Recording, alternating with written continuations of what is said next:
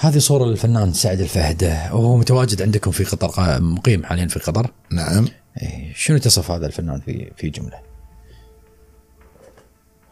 والله هذا لو استمر كان في الكويت كان هو الأول في الكويت. ايش معنى؟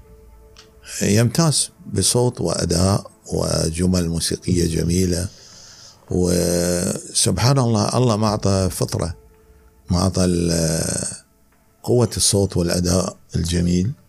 يعني نشاطه مستمر ما زال عندكم في قطر؟ لا حفلات، لا امسيات، لا شيء، لا البومات، لا؟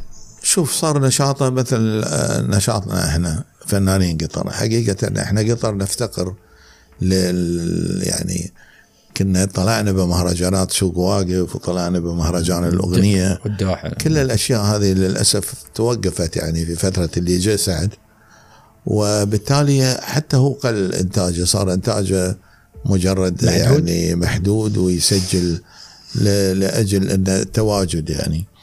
ولكنها سعد من الأصوات الجبارة حقيقة، أنا يعني أرفع له القبعة حقيقة.